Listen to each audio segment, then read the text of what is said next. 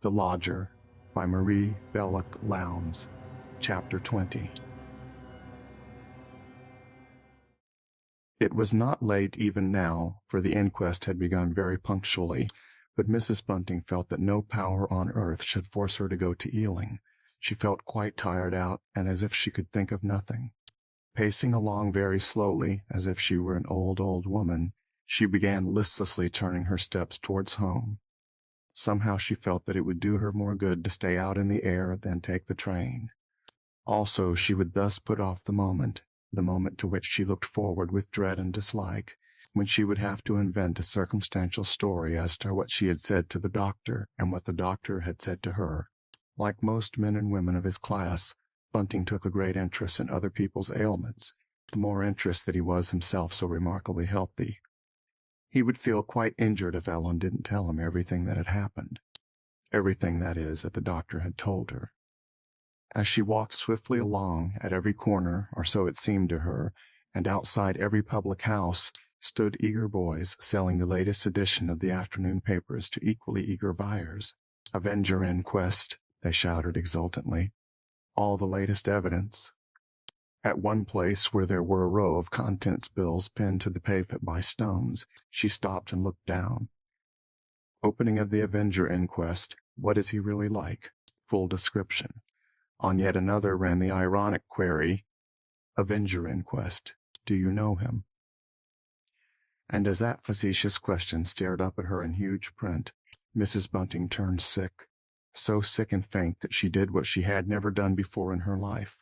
She pushed her way into a public house, and putting 2 pennies down on the counter, asked for and received a glass of cold water.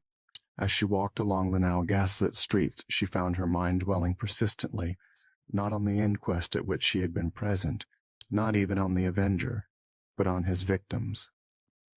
Shudderingly, she visualized the 2 cold bodies lying in the mortuary. She seemed also to see that third body, which, though cold, must yet be warmer than the other 2, for at this time yesterday the Avenger's last victim had been alive, poor soul. Alive, and, according to a companion of hers whom the papers had already interviewed, particularly merry and bright. Hitherto Mrs. Bunting had been spared in any real sense a vision of the Avenger's victims.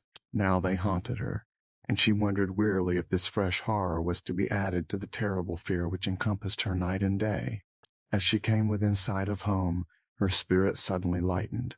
The narrow, drab-colored little house, flanked each side by others exactly like it in every single particular, save that their front yards were not so well kept, looked as if it could, aye, and would, keep any secret closely hidden.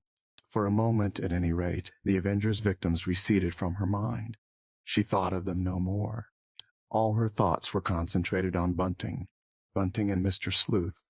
She wondered what had happened during her absence, whether the lodger had rung his bell, and if so, how he had got on with Bunting, and Bunting with him. She walked up the little flagged path wearily, and yet with a pleasant feeling of homecoming. And then she saw that Bunting must have been watching for her behind the now closely drawn curtains, for before she could either knock or ring he had opened the door. "I was getting quite anxious about you," he exclaimed. "Come in, Ellen, quick. You must be fair perished a day like now, and you out so little as you are. Well, I hope you found the doctor all right." He looked at her with affectionate anxiety, and then there came a sudden happy thought to Mrs. Bunting. "No," she said slowly, "Dr. Evans wasn't in. I waited and waited and waited, but he never came in at all. 'Twas my own fault," she added quickly. Even at such a moment as this she told herself that though she had, in a sort of way, a kind of right to lie to her husband, she had no right to slander the doctor who had been so kind to her years ago. "I ought to have sent him a card yesterday night," she said. "Of course, I was a fool to go all that way, just on chance of finding a doctor in. It stands to reason they've got to go out to people at all times of day." "I hope they gave you a cup of tea," he said. And again she hesitated, debating a point with herself. If the doctor had a decent sort of servant, of course, she, Ellen Bunting, would have been offered a cup of tea, especially if she explained she'd known him a long time. She compromised. "I was offered some," she said in a weak, tired voice. "But there, Bunting, I didn't feel as if I wanted it. I'd be very grateful for a cup now, if you'd just make it for me over the ring. Course I will, he said eagerly. You just come in and sit down, my dear. Don't trouble to take your things off now. Wait till you've had tea. And she obeyed him. Where's Daisy? She asked suddenly. I thought the girl would be back by the time I got home. She ain't coming home today. There was an odd, sly, smiling look on Bunting's face. Did she send a telegram? Asked Mrs. Bunting. No. Young Chandler's just come in and told me. He's been over there and, would you believe it, Ellen, he's managed to make friends with Margaret. Wonderful what love will do, ain't it? He went over there just to help Daisy carry her bag back, you know, and then Margaret told him that her lady had sent her some money to go to the play, and she actually asked Joe to go with them this evening, she and Daisy, to the pantomime. Did you ever hear of such a thing? Very nice for them, I'm sure, said Mrs. Bunting absently. But she was pleased to have her mind taken off herself. Then when is that girl coming home? She asked patiently. Well, it appears that Chandler's got tomorrow morning off, too, this evening and tomorrow morning. He'll be on duty all night, but he proposes to go over and bring Daisy back in time for early dinner. Will that suit you, Ellen? Yes, that'll be all right, she said. I don't grudge the girl her bit of pleasure. One's only young once. By the way, did the lodger ring while I was out? Bunting turned around from the gas ring which he was watching to see the kettle boil. No, he said. Come to think of it, it's rather a funny thing, but the truth is, Ellen, I never gave Mr. Sleuth a thought. You see, Chandler came in and was telling me all about Margaret, laughing like, and then something else happened while you was out, Ellen. Something else happened, she said in a startled voice. Getting up from her chair, she came towards her husband. What happened? Who came? Just a message for me, asking if I could go tonight to wait at a young lady's birthday party. In Hanover Terrace it is. A waiter, one of them nasty Swiss fellows as works for nothing, fell out just at the last minute, and so they had to send for me. His honest face shone with triumph. The man who had taken over his old friend's business in Baker Street had hitherto behaved very badly to Bunting, and that though Bunting had been on the books for ever so long, and had always given every satisfaction. But this new man had never employed him, no, not once. I hope you didn't make yourself too cheap, said his wife jealously. No, that I didn't. I hummed and hawed a lot, and I could see the fellow was quite worried. In fact, at the end he offered me half a crown more, so I graciously consented. Husband and wife laughed more merrily than they had done for a long time. You won't mind being alone here? I don't count the lodger. He's no good. Bunting looked at her anxiously. He was only prompted to ask the question because lately Ellen had been so queer, so unlike herself. Otherwise it never would have occurred to him that she could be afraid of being alone in the house. She had often been so in the days when he got more jobs. She stared at him a little suspiciously. I be afraid, she echoed. Certainly not. Why should I be? I've never been afraid before. What do you exactly mean by that, Bunting? Oh, nothing. I only thought you might feel funny-like all alone on this ground floor. You was so upset yesterday when that young fool Chandler came dressed up to the door. I shouldn't have been frightened if he'd just been an ordinary stranger, she said shortly. He said something silly to me, just in keeping with his character like, and it upset me. Besides, I feel better now. As she was sipping gratefully her cup of tea, there came a noise outside, the shouts of newspaper sellers. I'll just run out, said Bunting apologetically, and see what happened at that inquest today. Besides, they may have a clue about the horrible affair last night. Chandler was full of it, when he wasn't talking about Daisy and Margaret, that is. He's on tonight, luckily not till 12 o'clock, plenty of time to escort the two of them back after the play. Besides, he said he'll put them into a cab and blow the expense if the panto goes on too long for him to take 'em home. On tonight, repeated Mrs. Bunting. Whatever for? Well, you see, the Avengers always done 'em in couples, so to speak. They've got an idea that he'll have a try again tonight. However, even so, Joe's only on from midnight till 5 o'clock. Then he'll go and turn in a bit before going off to fetch Daisy. Fine thing to be young, ain't it, Ellen? I can't believe that he'd go out on such a night as this. "What do you mean?" said Bunting, staring at her. Ellen had spoken so oddly, as if to herself, and in so fierce and passionate a tone. "What do I mean?" she repeated, and a great fear clutched at her heart. What had she said? She had been thinking aloud. "Why, by saying he won't go out. Of course he has to go out. Besides, he'll have been to the play as it is.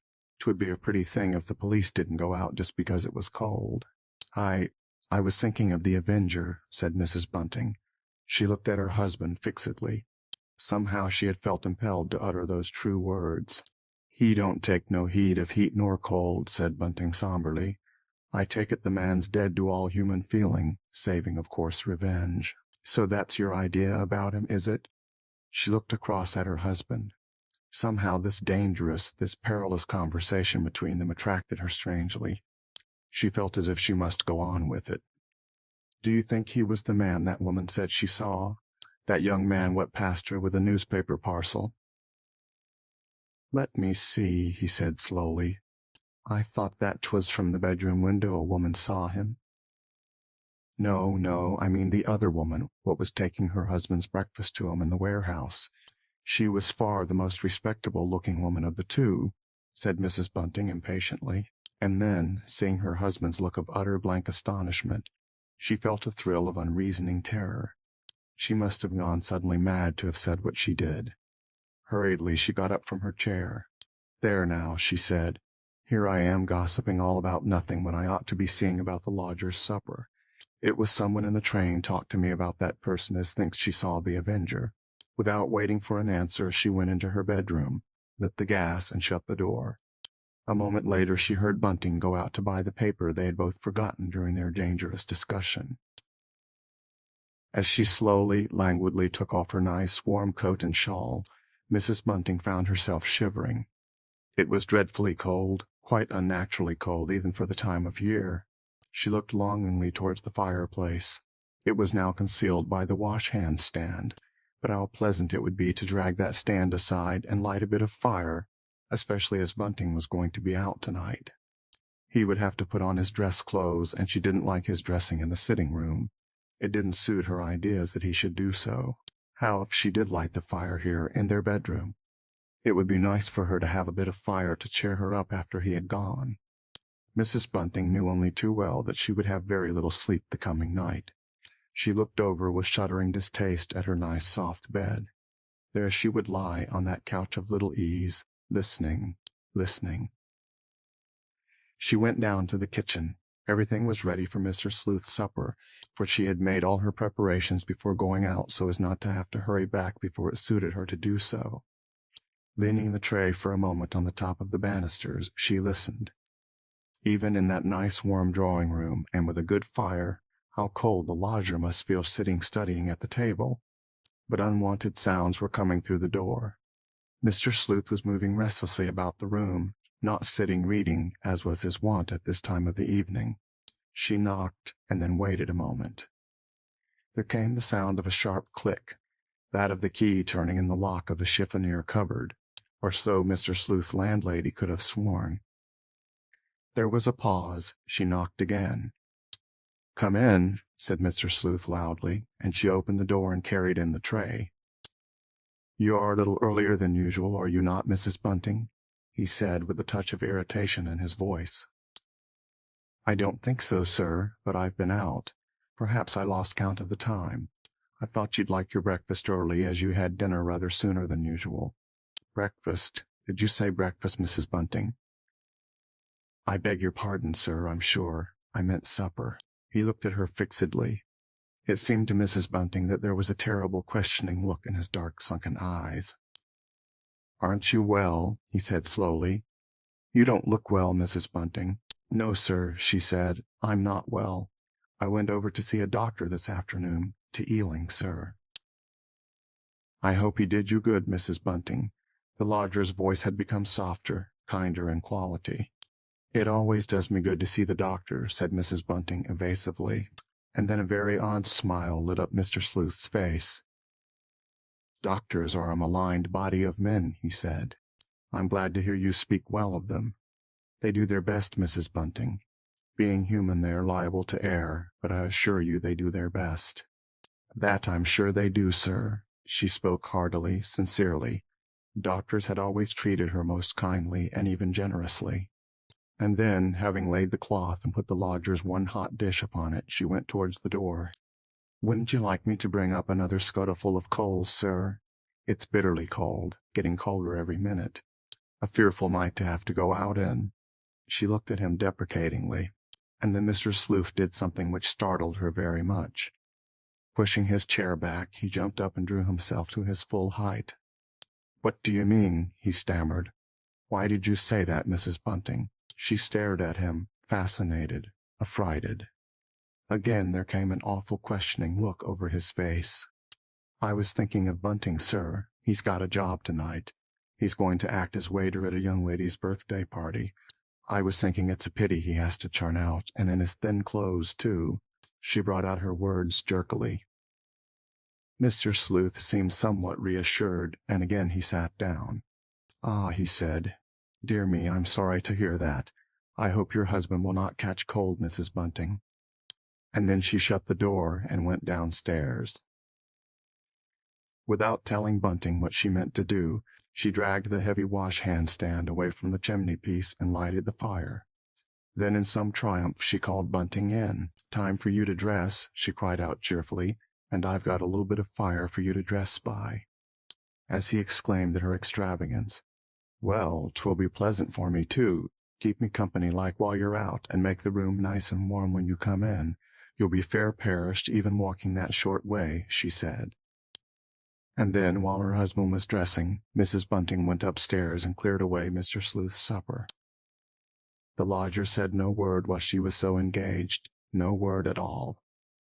He was sitting away from the table, rather an unusual thing for him to do, and staring into the fire, his hands on his knees.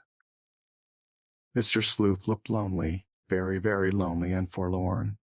Somehow a great rush of pity, as well as of horror, came over Mrs. Bunting's heart. He was such she searched for a word in her mind, but could only find the word gentle. He was such a nice, gentle gentleman, was Mr. Sleuth. Lately he had again taken to leaving his money about, as he had done the first day or two, and with some concern his landlady had seen that the store had diminished a good deal. A very simple calculation had made her realize that almost the whole of that missing money had come her way, or at any rate had passed through her hands. Mr. Sleuth never stinted himself as to food, or stinted them, his landlord and his landlady, as to what he had said he would pay, and Mrs. Bunting's conscience pricked her a little, for he hardly ever used that room upstairs, that room for which he had paid extra so generously. If Bunting got another job or two through that nasty man in Baker Street, and now that the ice had been broken between them, it was very probable that he would do so, for he was a very well-trained, experienced waiter. Then she thought she would tell Mr. Sleuth that she no longer wanted him to pay as much as he was now doing. She looked anxiously, deprecatingly at his long, bent back. "Good night, sir," she said at last. Mr. Sleuth turned round. His face looked sad and worn. "I hope you'll sleep well, sir." "Yes, I'm sure I shall sleep well, but perhaps I shall take a little turn first. Such is my way, Mrs. Bunting. After I have been studying all day I require a little exercise." "Oh, I wouldn't go out tonight," she said deprecatingly. "'Tisn't fit for anyone to be out in the bitter cold." And yet, he looked at her attentively, there will probably be many people out in the streets tonight. "Many more than usual, I fear, sir." "Indeed," said Mr. Sleuth quickly. "Is it not a strange thing, Mrs. Bunting, that people who have all day in which to amuse themselves should carry their revels far into the night?" "Oh, I wasn't thinking of revelers, sir. I was thinking—" She hesitated. Then, with a gasping effort, Mrs. Bunting brought out the words, "Of the police." "The police?" He put up his right hand and stroked his chin 2 or 3 times with a nervous gesture. "But what is man? What is man's puny power or strength against that of God, or even of those over whose feet God has set a guard?" Mr. Sleuth looked at his landlady with a kind of triumph lighting up his face, and Mrs. Bunting felt a shuddering sense of relief. Then she had not offended her lodger. She had not made him angry by that. Was it a hint she had meant to convey to him? "Very true, sir," she said respectfully, "but Providence means us to take care of ourselves, too." And then she closed the door behind her and went downstairs. But Mr. Sleuth's landlady did not go on down to the kitchen. She came into her sitting room, and careless of what Bunting would think the next morning, put the tray with the remains of the lodger's meal on her table. Having done that, and having turned out the gas in the passage and the sitting room, she went into her bedroom and closed the door. The fire was burning brightly and clearly. She told herself that she did not need any other light to undress by. What was it made the flames of the fire shoot up, shoot down in that queer way? But watching it for a while, she did at last doze off a bit. And then Mrs. Bunting awoke with a sudden thumping of her heart. Woke to see that the fire was almost out.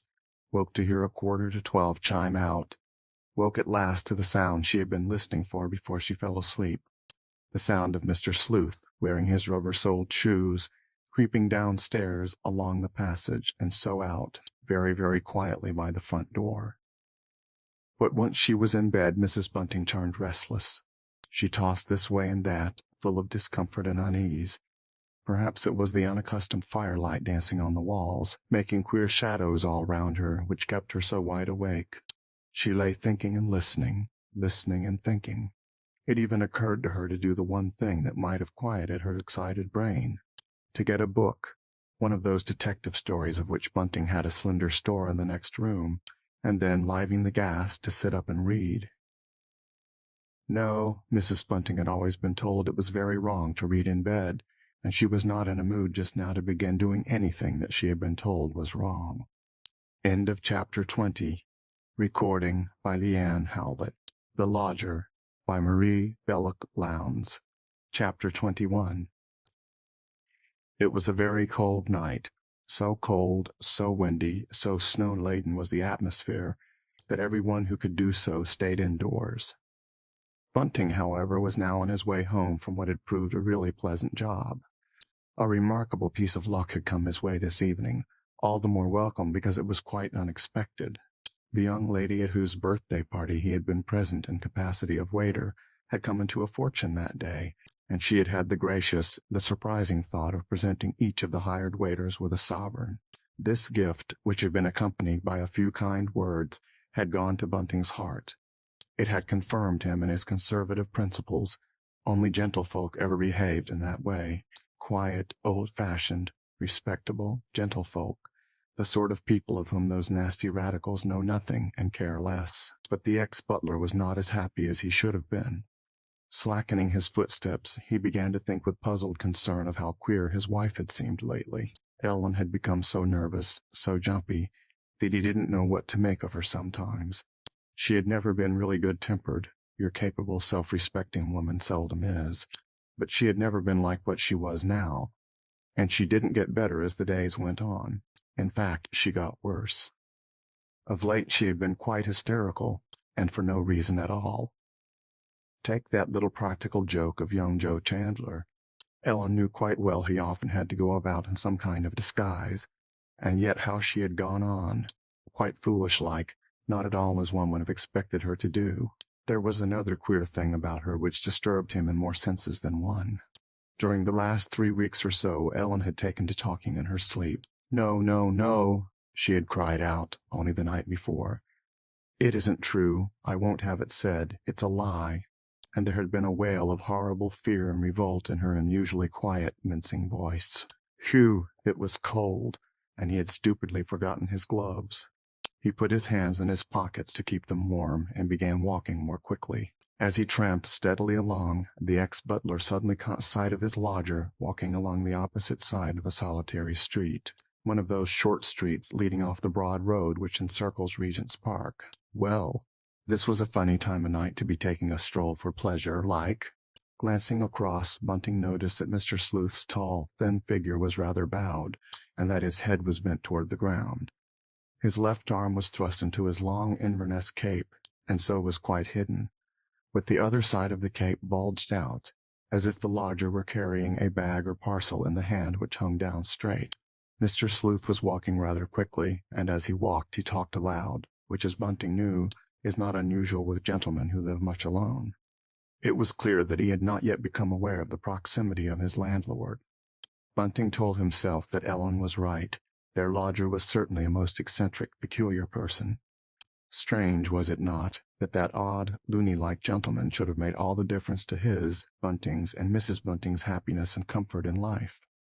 Again glancing across at Mr. Sleuth, he reminded himself, not for the first time, of this perfect lodger's one fault, his odd dislike to meat, and to what Bunting vaguely called to himself sensible food.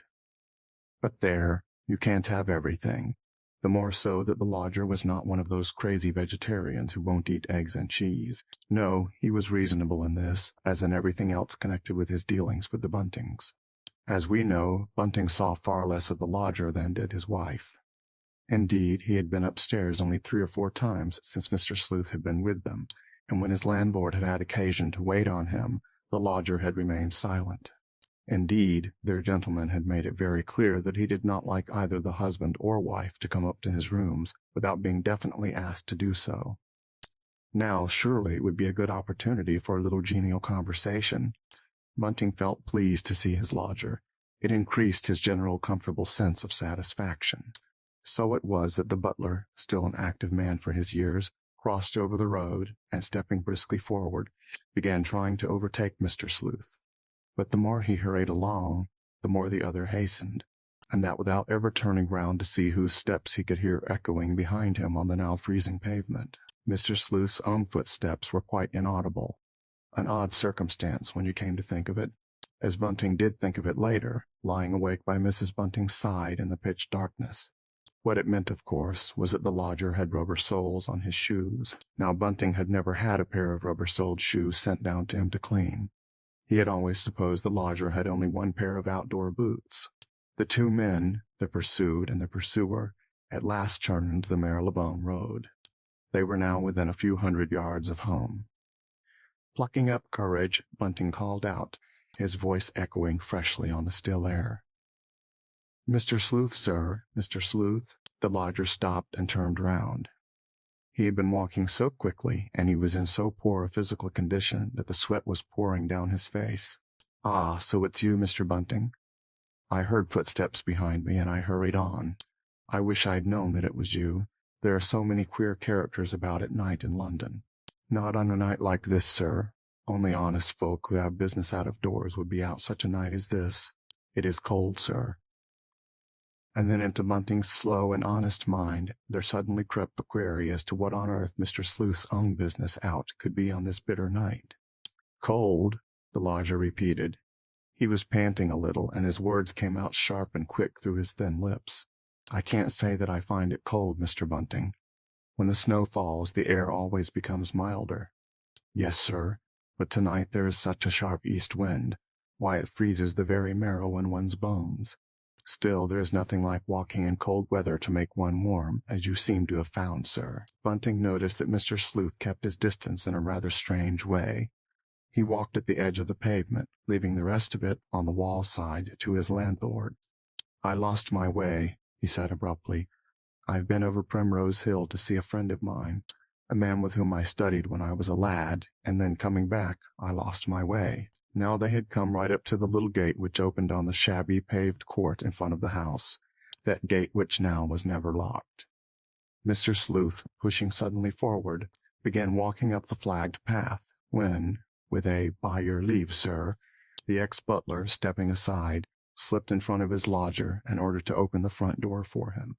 As he passed by Mr. Sleuth, the back of Bunting's bare left hand brushed lightly against the long Inverness cape the lodger was wearing, and to Bunting's surprise, the stretch of cloth against which his hand lay for a moment was not only damp maybe from stray flakes of snow which had settled upon it, but wet and gluey. Bunting thrust his left hand into his pocket. It was with the other that he placed the key in the lock of the door. The 2 men passed into the hall together.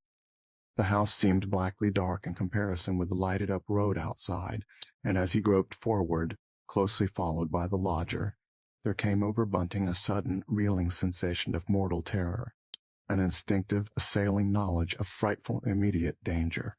A stuffless voice, the voice of his first wife, the long-dead girl to whom his mind so seldom reverted nowadays, uttered into his ear the words, "Take care." And then the lodger spoke. His voice was harsh and grating, though not loud. "I'm afraid, Mr. Bunting, that you must have felt something dirty, foul, on my coat. It's too long a story to tell you now, but I brushed up against a dead animal, a creature to whose misery some thoughtful soul had put an end, lying across a bench on Primrose Hill." "No, sir, no, I didn't notice nothing. I scarcely touched you, sir." It seemed as if a power outside himself compelled Bunting to utter these lying words. "And now, sir, I'll be saying good night to you," he said. Stepping back, he pressed with all the strength that was in him against the wall, and let the other pass him. There was a pause, and then, "Good night," returned Mr. Sleuth in a hollow voice. Bunting waited until the lodger had gone upstairs, and then, lighting the gas, he sat down there in the hall. Mr. Sleuth's landlord felt very queer and sick. He did not draw his left hand out of his pocket till he heard Mr. Sleuth shut the bedroom door upstairs. Then he held up his left hand and looked at it curiously. It was flecked, streaked with pale reddish blood. Taking off his boots, he crept into the room where his wife lay asleep. Stealthily he walked across to the wash-hand stand and dipped a hand into the water jug. "Whatever are you doing? What on earth are you doing?" came a voice from the bed, and Bunting started guiltily. "I'm just washing my hands." "Indeed, you're doing nothing of the sort. I never heard of such a thing, putting your hand into the water in which I was going to wash my face tomorrow morning." "I'm very sorry, Ellen," he said meekly. "I meant to throw it away. You don't suppose I would have let you wash in dirty water, do you?" She said no more, but as he began undressing himself, Mrs. Bunting lay staring at him in a way that made her husband feel even more uncomfortable than he was already. At last he got into bed. He wanted to break the oppressive silence by telling Ellen about the sovereign the young lady had given him, but that sovereign now seemed to Bunting of no more account than if it had been a farthing he had picked up in the road outside. Once more his wife spoke, and he gave so great a start that it shook the bed. "I suppose that you don't know that you've left the light burning in the hall, wasting our good money," she observed tartly. He got up painfully and opened the door into the passage. It was as she had said. The gas was flaring away, wasting their good money, or rather Mr. Sleuth's good money. Since he had come to be their lodger, they had not had to touch their rent money. Bunting turned out the light and groped his way back to the room, and so to bed. Without speaking again to each other, both husband and wife lay awake till dawn. The next morning Mr. Sleuth's landlord awoke with a start. He felt curiously heavy about the limbs, and tired about the eyes. Drawing his watch from under his pillow, he saw that it was 7 o'clock. Without waking his wife, he got out of bed and pulled the blind a little to one side. It was snowing heavily, and as is the way when it snows, even in London, everything was strangely, curiously still. After he had dressed, he went out into the passage. As he had at once dreaded and hoped, their newspaper was already lying on the mat. It was probably the sound of its being pushed through the letter-box which had waked him from his unrestful sleep. He picked the paper up and went into the sitting-room then. Shutting the door behind him carefully, he spread the newspaper wide open on the table and bent over it. As Bunting at last looked up and straightened himself, an expression of intense relief shone upon his stolid face. The item of news he had felt certain would be printed in big type on the middle sheet was not there. End of chapter 21. Recording by Leanne Howlett. The Lodger by Marie Belloc Lowndes. Chapter 22. Feeling amazingly light-hearted, almost light-headed, Bunting lit the gas ring to make his wife her morning cup of tea. While he was doing it, he suddenly heard her call out. "Bunting!" she cried weakly. "Bunting!" Quickly he hurried in response to her call. "Yes," he said. "What is it, my dear? I won't be a minute with your tea." And he smiled broadly, rather foolishly. She sat up and looked at him, a dazed expression on her face. "What are you grinning at?" she asked suspiciously. "I've had a wonderful piece of luck," he explained, "but you was so cross last night that I simply didn't dare tell you about it." "Well, tell me now," she said in a low voice. "I had a sovereign given me by the young lady. You see, it was her birthday party, Ellen, and she'd come into a nice bit of money, and she gave each of us waiters a sovereign." Mrs. Bunting made no comment. Instead, she lay back and closed her eyes. "What time do you expect Daisy?" she asked languidly. "You didn't say what time Joe was going to fetch her when we was talking about it yesterday." "Didn't I? Well, I expect they'll be in to dinner." "I wonder how long that old aunt of hers expects us to keep her," said Mrs. Bunting thoughtfully. All the cheer died out of Bunting's round face. He became sullen and angry. It would be a pretty thing if he couldn't have his own daughter for a bit, especially now that they were doing so well. "Daisy'll stay here just as long as she can," he said shortly. "It's too bad of you, Ellen, to talk like that. She helps you all she can, and she brisks us both up ever so much. Besides, 'twould be cruel to take the girl away just now, just as she and that young chap are making friends like. One would suppose that even you would see the justice of that." But Mrs. Bunting made no answer. Bunting went off back into the sitting room. The water was boiling now, so he made the tea, and then as he brought the little tray in, his heart softened. Ellen did look really ill and wizened. He wondered if she had a pain about which she wasn't saying anything. She had never been one to grouse about herself. "The lodger and me came in together last night," he observed genially. "He's certainly a funny kind of gentleman. It wasn't the sort of night one would have chosen to go out for a walk, now was it? And yet he must have been out a long time if what he said was true." "I don't wonder a quiet gentleman like Mr. Sleuth hates the crowded streets," she said slowly. "They gets worse every day, that they do. But go along now, I want to get up." He went back into their sitting room, and having laid the fire and put a match to it, he sat down comfortably with his newspaper. Deep down in his heart, Bunting looked back to this last night with a feeling of shame and self-rebuke. Whatever had made such horrible thoughts and suspicions as had possessed him suddenly come into his head, and just because of a trifling thing like that blood. No doubt Mr. Sleuth's nose had bled. That was what had happened. Though, come to think of it, he had mentioned brushing up against a dead animal. Perhaps Ellen was right after all. It didn't do for one to be always thinking of dreadful subjects, of murders and such like. It made one go dotty. That's what it did. And just as he was telling himself that, there came to the door a loud knock, the peculiar rat-tat-tat of a telegraph boy.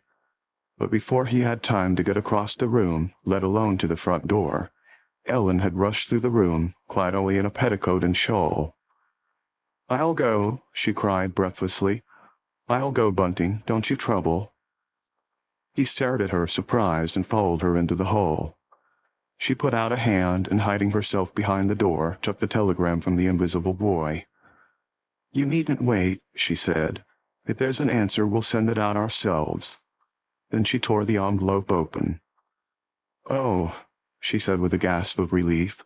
"It's only from Joe Chandler to say he can't go over to fetch Daisy this morning. Then you'll have to go." She walked back into their sitting room. "There," she said. "There it is, Bunting. You just read it. Am on duty this morning. Cannot fetch Miss Daisy as arranged. Chandler." "I wonder why he's on duty," said Bunting slowly, uncomfortably. "I thought Joe's hours was as regular as clockwork, that nothing could make any difference to them. However, there it is. I suppose it'll do all right if I start about 11 o'clock. It may have left off snowing by then. I don't feel like going out again just now. I'm pretty tired this morning." "You start about 12, said his wife quickly. "That'll give plenty of time." The morning went on quietly, uneventfully. Bunting received a letter from old Aunt saying Daisy must come back next Monday, a little under a week from now. Mr. Sleuth slept soundly, or at any rate he made no sign of being awake, and though Mrs. Bunting often stopped to listen while she was doing her room, there came no sounds at all from overhead. Scarcely aware that it was so, both Bunting and his wife felt more cheerful than they had done for a long time. They had quite a pleasant little chat when Mrs. Bunting came and sat down for a bit, before going down to prepare Mr. Sleuth's breakfast. "Daisy will be surprised to see you, not to say disappointed," she observed, and she could not help laughing a little to herself at the thought. And when, at 11, Bunting got up to go, she made him stay on a little longer. "There's no such great hurry as that," she said good-temperedly. "It'll do quite well if you're there by 12:30. I'll get dinner ready myself. Daisy needn't help with that. I expect Margaret has worked her pretty hard." But at last there came the moment when Bunting had to start, and his wife went with him to the front door. It was still snowing, less heavily, but still snowing. There were very few people coming and going, and only just a few cabs and carts dragging cautiously along through the slush. Mrs. Bunting was still in the kitchen when there came a ring and a knock at the door. A now very familiar ring and knock. "Joe thinks Daisy's home again by now," she said, smiling to herself. Before the door was well open, she heard Chandler's voice. "Don't be scared this time, Mrs. Bunting." But though not exactly scared, she did give a gasp of surprise, for there stood Joe, made up to represent a public-house loafer, and he looked the part to perfection, with his hair combed down raggedly over his forehead, his seedy-looking, ill-fitting, dirty clothes, and greenish-black pot hat. "I haven't a minute," he said a little breathlessly, "but I thought I'd just run in to know if Miss Daisy was safe home again. You got my telegram all right? I couldn't send no other kind of message." "She's not back yet. Her father hasn't been gone long after her." Then, struck by a look in his eyes, "Joe, what's the matter?" she asked quickly. There came a thrill of suspense in her voice. Her face grew drawn, while what little color there was in it receded, leaving it very pale. "Well," he said, "well, Mrs. Bunting, I've no business to say anything about it, but I will tell you." He walked in and shut the door of the sitting-room carefully behind him. "There's been another of 'em," he whispered, "but this time no one is to know anything about it. Not for the present, I mean," he corrected himself hastily. "The Yard thinks we've got a clue, and a good clue, too, this time." "But where and how?" faltered Mrs. Bunting. "Well, 'twas just a bit of luck being able to keep it dark for the present." He still spoke in that stifled, hoarse whisper. "The poor soul was found dead on a bench on Primrose Hill, and just by chance 'twas one of our fellows saw the body first. He was on his way home over Hampstead way. He knew where he'd be able to get an ambulance quick, and he made a very clever secret job of it. I expect you'll get promotion for that." "What about the clue?" asked Mrs. Bunting, with dry lips. "You said there was a clue." "Well, I don't rightly understand about the clue myself. All I know is it's got something to do with a public house, the Hammer and Tongs, which isn't far off there. They feel sure the Avenger was in the bar just on closing time." And then Mrs. Bunting sat down. She felt better now. It was natural the police should suspect a public-house loafer. "Then that's why you wasn't able to go and fetch Daisy, I suppose?" He nodded. "Mum's the word, Mrs. Bunting. It'll all be in the last editions of the evening newspapers. It can't be kept out. There'd be too much of a row if 'twas." "Are you going off to that public house now?" she asked. "Yes, I am.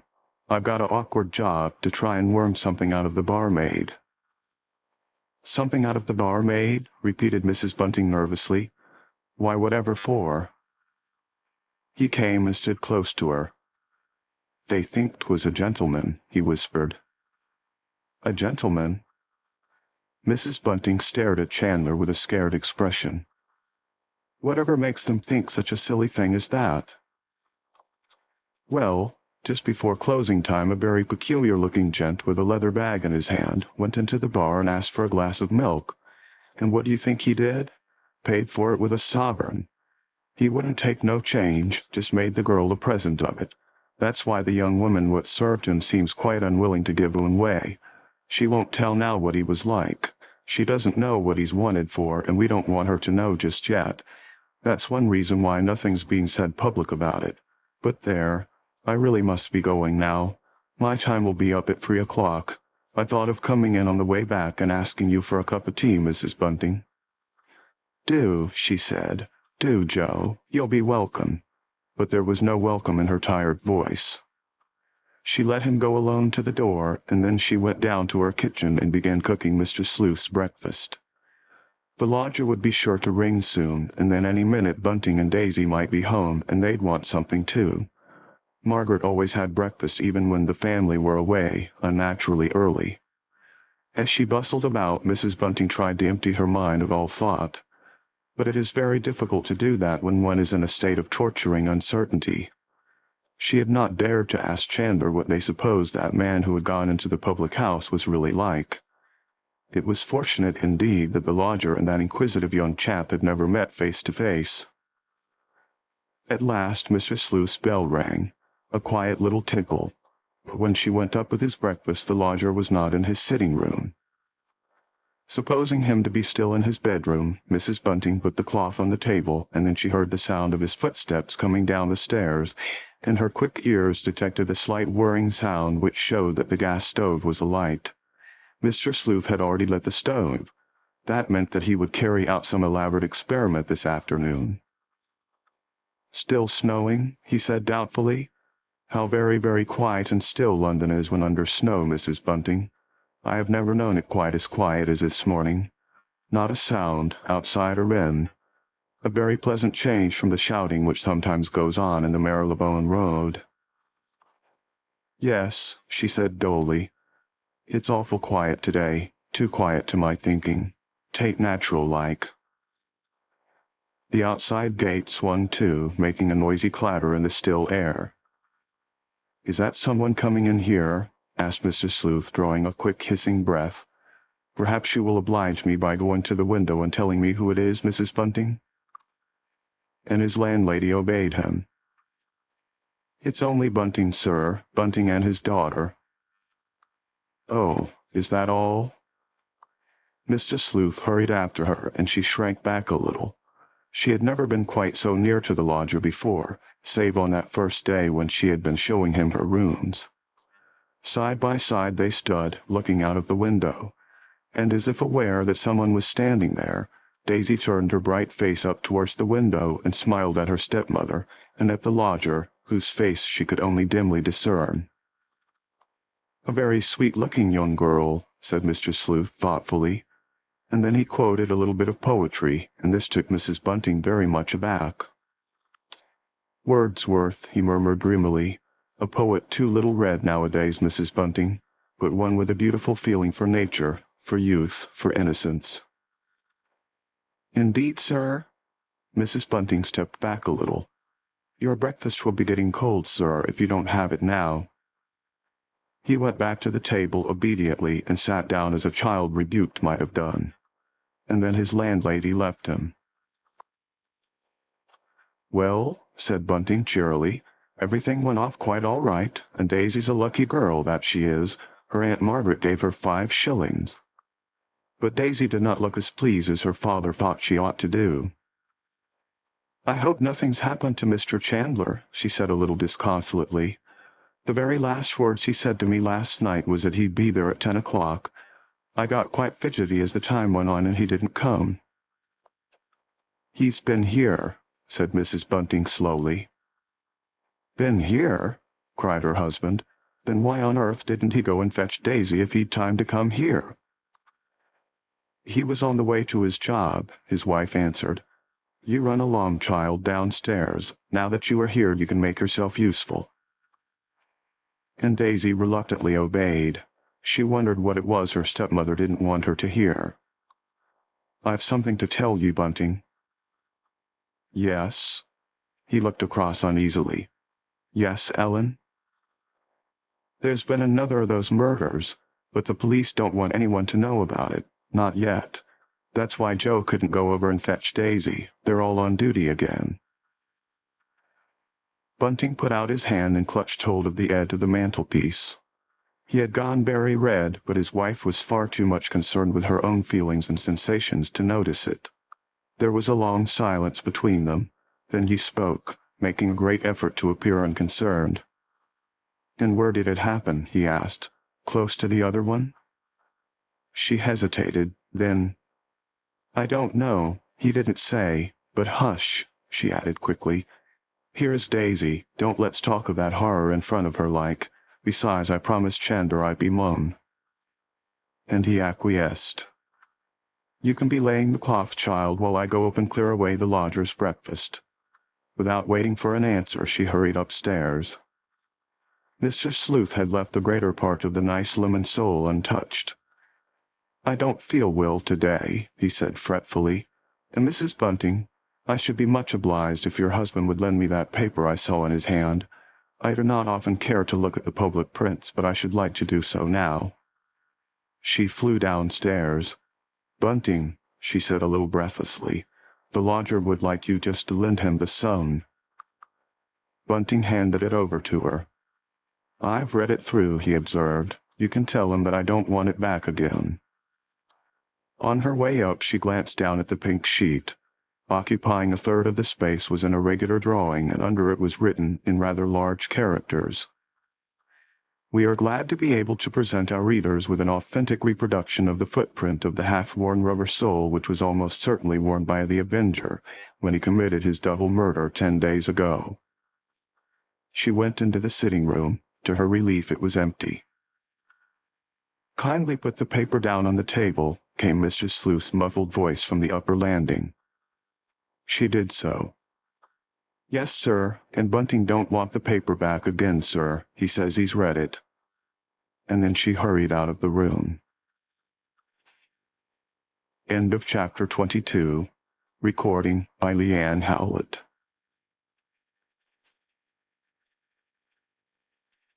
The Lodger by Marie Belloc Lowndes. Chapter 23. All afternoon it went on snowing, and the three of them sat there, listening and waiting.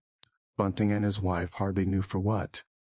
Daisy for the knock which would herald Joe Chandler, and about 4 there came the now familiar sound.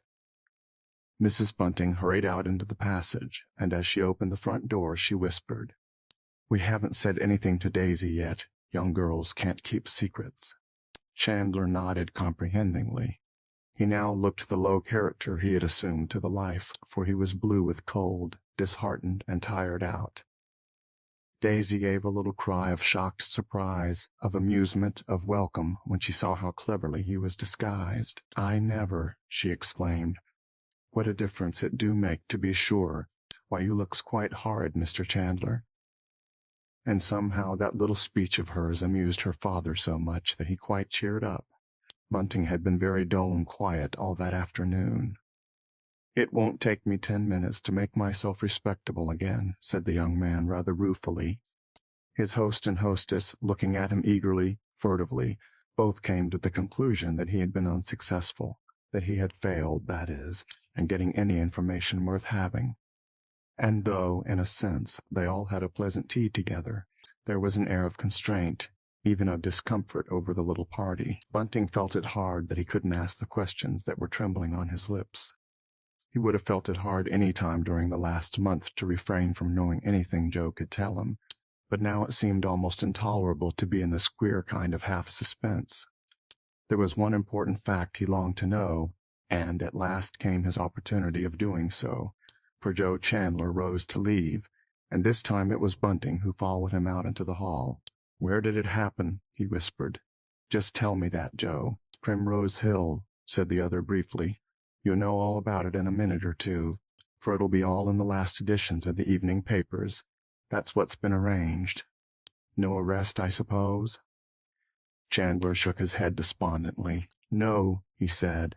I'm inclined to think the Yard was on a wrong tack altogether this time, but one can only do one's best. I don't know if Mrs. Bunting told you I got to question a barmaid about a man who was in her place just before closing time.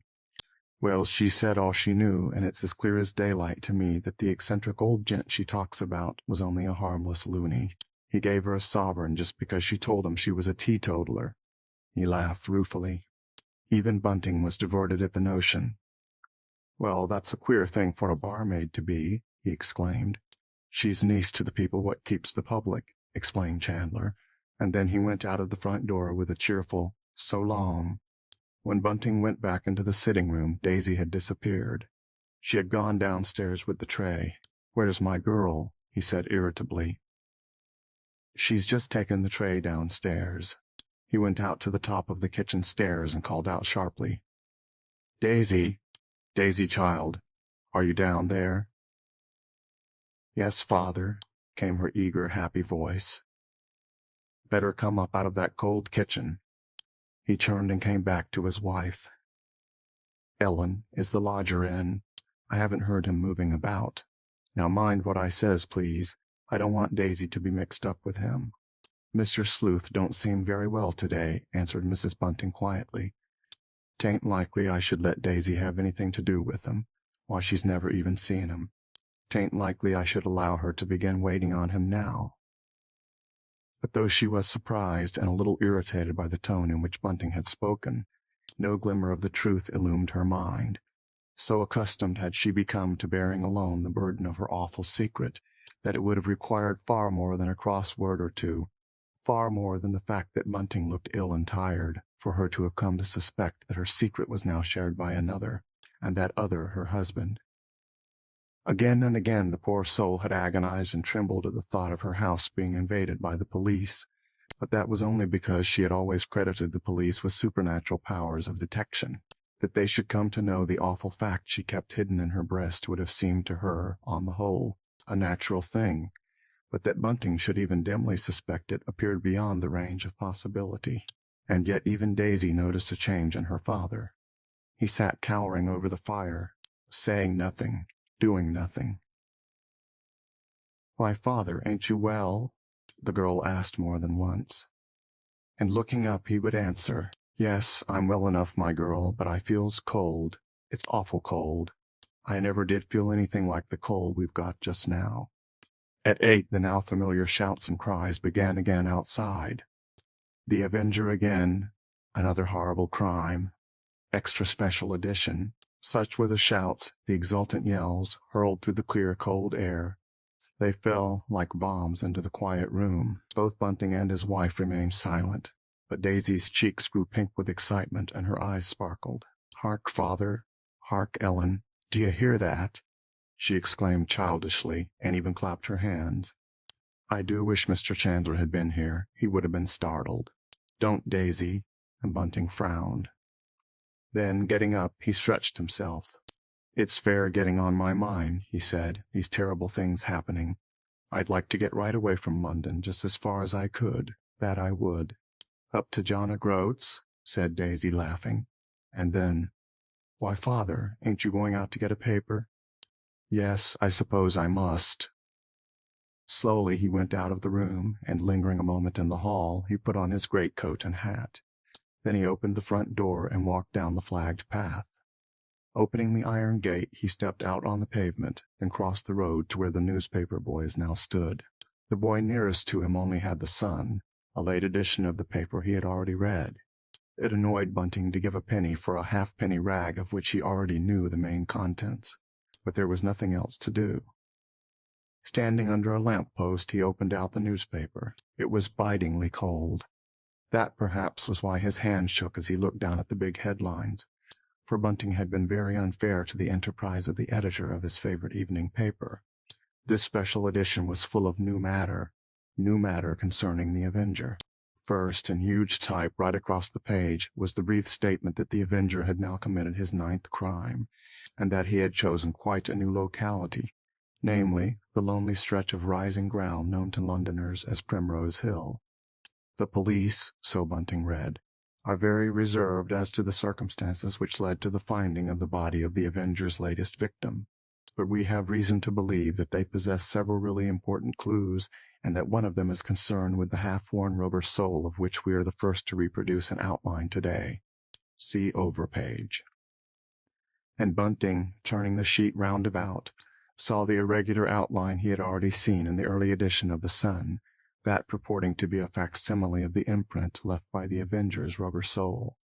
He stared down at the rough outline which took up so much of the space which should have been devoted to reading matter, with a queer sinking feeling of terrified alarm. Again and again criminals had been tracked by the marks their boots or shoes had made at or near the scenes of their misdoings. Practically the only job Bunting did in his own house of a menial kind was the cleaning of the boots and shoes. He had already visualized early this very afternoon the little row with which he dealt each morning. First came his wife's strong, serviceable boots, then his own 2 pairs, a good deal patched and mended, and next to his own Mr. Sleuth's strong, hardly worn and expensive button boots. Of late, a dear little coquettish high-heeled pair of outdoor shoes with thin paper-like soles, bought by Daisy for her trip to London, had ended the row. The girl had worn these thin shoes persistently, in defiance of Ellen's reproof and advice, and he, Bunting, had only once had to clean her more sensible country pair, and that only because the others had become wet the day he and she had accompanied young Chandler to Scotland Yard. Slowly he returned across the road. Somehow the thought of going in again, of hearing his wife's sarcastic comments, of parrying Daisy's eager questions, had become intolerable. So he walked slowly, trying to put off the evil moment when he would have to tell them what was in his paper. The lamp under which he had stood reading was not exactly opposite the house. It was rather to the right of it. And when, having crossed over the roadway, he walked along the pavement towards his own gate, he heard odd shuffling sounds coming from the inner side of the low wall which shut off his little courtyard from the pavement. Now, under ordinary circumstances, Bunting would have rushed forward to drive out whoever was there. He and his wife had often had trouble before the cold weather began, with vagrants seeking shelter there. But tonight he stayed outside, listening intently, sick with suspense and fear. Was it possible that their place was being watched already? He thought it was only too likely. Bunting, like Mrs. Bunting, credited the police with almost supernatural powers, especially since he had paid that visit to Scotland Yard. But to Bunting's amazement, and yes, relief, it was his lodger who suddenly loomed up in the dim light. Mr. Sleuth must have been stooping down, for his tall, lank form had been quite concealed till he stepped forward from behind the low wall onto the flagged path leading to the front door. The lodger was carrying a brown paper parcel, and as he walked along, the new boots he was wearing creaked, and the tap-tap of hard, nail-studded heels rang out on the flat stones of the narrow path. Bunting, still standing outside the gate, suddenly knew what it was his lodger had been doing on the other side of the low wall. Mr. Sleuth had evidently been out to buy himself another pair of new boots, and then he had gone inside the gate and had put them on, placing his old footgear in the paper in which the new pair had been wrapped. The ex-butler waited quite a long time, not only until Mr. Sleuth had let himself into the house, but till the lodger had had time to get well away upstairs. Then he also walked up the flagged pathway and put his latchkey in the door. He lingered as long over the job of hanging his hat and coat up in the hall as he dared, in fact, till his wife called out to him. Then he went in, and throwing the paper down on the table, he said sullenly, "There it is. You can see it all for yourself, not that there's very much to see," and groped his way to the fire. His wife looked at him in sharp alarm. "Whatever have you done to yourself?" she exclaimed. "You're ill, that's what it is, Bunting. You got a chill last night." "I told you I'd got a chill," he muttered. "'Twasn't last night, though. 'Twas going out this morning, coming back in the bus. Margaret keeps that housekeeper's room of hers like a hothouse, that's what she does. 'Twas going out from there into the biting wind, that's what did for me. It must be awful to stand about in such weather. 'Tis a wonder to me how that young fellow, Joe Chandler, can stand the life, being out in all weathers like he is." Bunting spoke at random, his one anxiety being to get away from what was in the paper, which now lay neglected on the table. "Those that keep out of doors all day never do come to no harm," said his wife testily. "But if you felt so bad, whatever was you out so long for, Bunting? I thought you'd gone away somewhere." "Do you mean you only went to get the paper?" "I just stopped for a second to look at it under the lamp," he muttered apologetically. "That was a silly thing to do." "Perhaps it was," he admitted meekly. Daisy had taken up the paper. "Well, they don't say much," she said disappointedly. "Hardly anything at all. But perhaps Mr. Chandler will be in soon again. If so, he'll tell us more about it." "A young girl like you oughtn't to want to know anything about murders," said her stepmother severely. "Joe won't think any the better of you for your inquisitiveness about such things. If I was you, Daisy, I shouldn't say nothing about it if he does come in, which I fair tell you I hope he won't. I've seen enough of that young chap today. He didn't come in for long, not today," said Daisy, her lip trembling. "I can tell you one thing that'll surprise you, my dear." Mrs. Bunting looked significantly at her stepdaughter. She also wanted to get away from that dread news, which yet was no news. "Yes," said Daisy rather defiantly. "What is it, Ellen?" "Maybe you'll be surprised to hear that Joe did come in this morning. He knew all about that affair then, but he particular asked that you shouldn't be told anything about it." "Never!" cried Daisy, much mortified. "Yes," went on her stepmother ruthlessly. "You just ask your father over there if it isn't true." "'Tain't a healthy thing to speak overmuch about such happenings," said Bunting heavily. "If I was Joe," went on Mrs. Bunting, quickly pursuing her advantage, "I shouldn't want to talk about such horrid things when I comes in to have a quiet chat with friends. But the minute he comes in, that poor young chap is set upon, mostly I admit by your father."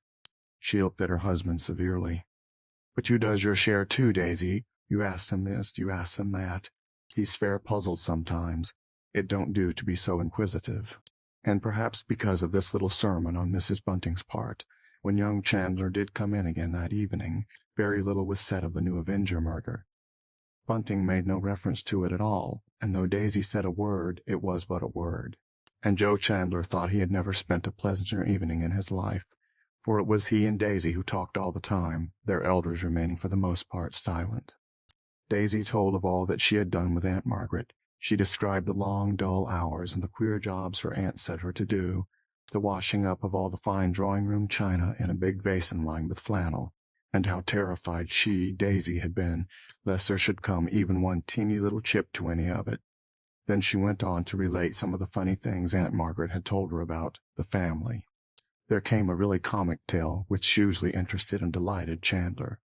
This was of how Aunt Margaret's lady had been taken in by an impostor who had come up just as she was stepping out of her carriage and pretended to have a fit on the doorstep. Aunt Margaret's lady, being a soft one, had insisted on the man coming into the hall, where he had been given all kinds of restoratives.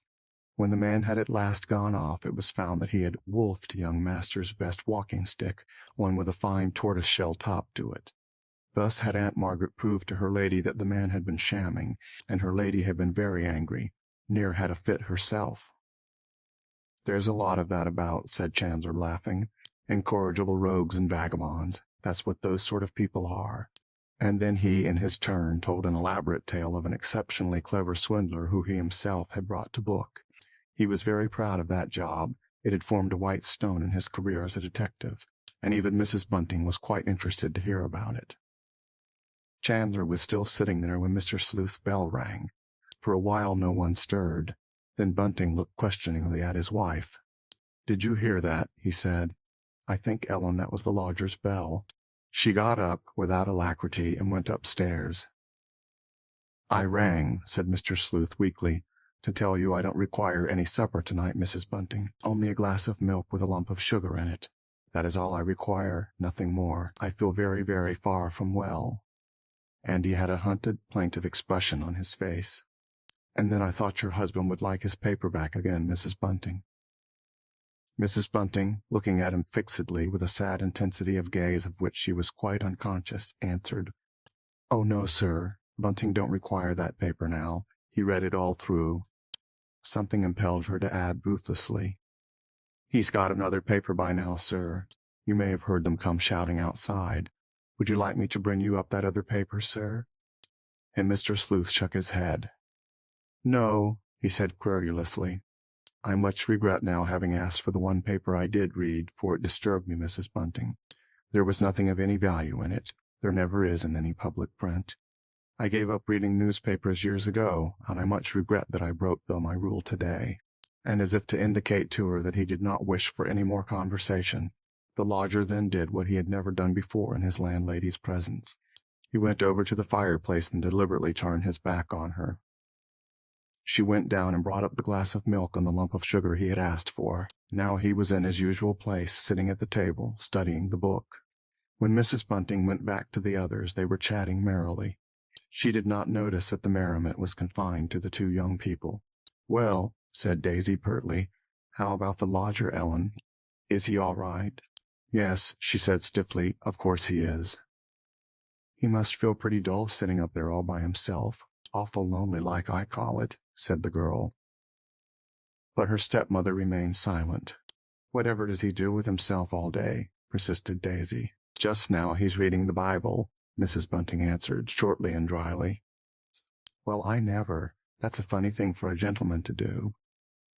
And Jo, alone of her three listeners, laughed, a long, hearty peal of amusement. "There's nothing to laugh at," said Mrs. Bunting sharply. "I should feel ashamed of being caught laughing at anything connected with the Bible."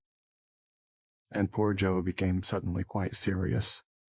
This was the first time that Mrs. Bunting had ever spoken really nastily to him, and he answered very humbly, "I beg pardon.